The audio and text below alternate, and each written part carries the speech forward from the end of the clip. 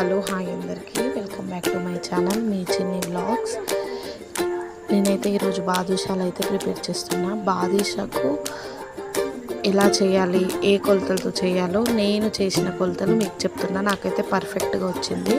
మైదా పిండి తీసుకోవాలి, 1 కప్పు. మైదా పిండిలో కొంచెం వంట సోడా అండ్ కొంచెం సాల్ట్ అండ్ నెయ్యి వేసి బాగా మర్దన చేసేయాలి, బాగా మిక్స్ చేసేయాలి. బాగా మిక్స్ చేశాక నాకు నెయ్యి సరిపోలేదు, అందుకని కొంచెం నూనె కూడా వేసుకున్నాను. నూనె అయితే స్కిప్ అయిపోయింది, వీడియో తీయలేదు.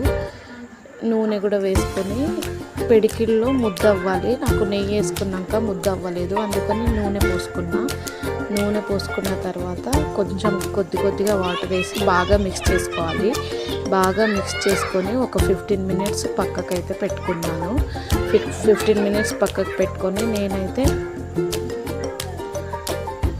పాకానికైతే గిన్నె పెట్టుకున్నాను.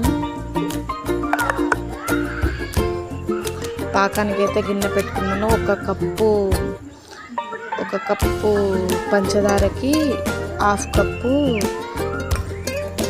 వాటర్ తీసుకున్నా. వాటర్ తీసుకొని ఇప్పుడు బాదుషాలు అయితే గోరువెచ్చగా అయ్యే నూనెలో అయితే బాదుషాలు అయితే వేసేసాను. అవి మొత్తం మీడియం ఫ్లేమ్లోనే వేసుకోవాలి, మీడియం ఫ్లేమ్లోనే చేసుకోవాలి. చాలా అంటే చాలా బాగా వచ్చాయి బాదుషాలు, అయితే మంచిగా వచ్చాయి.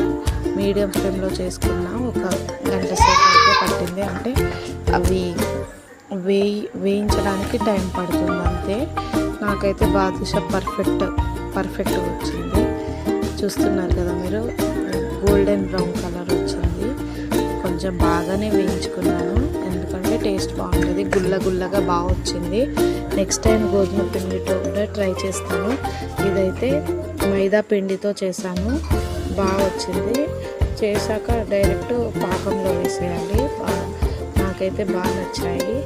ఎవరైనా చేసుకోవాలనుకుంటే ట్రై చేయండి, బాగుంది. టేస్ట్ కూడా చాలా బాగుంది. ఇలాచి పౌడర్ వేసుకున్నాను నేను పాకంలో.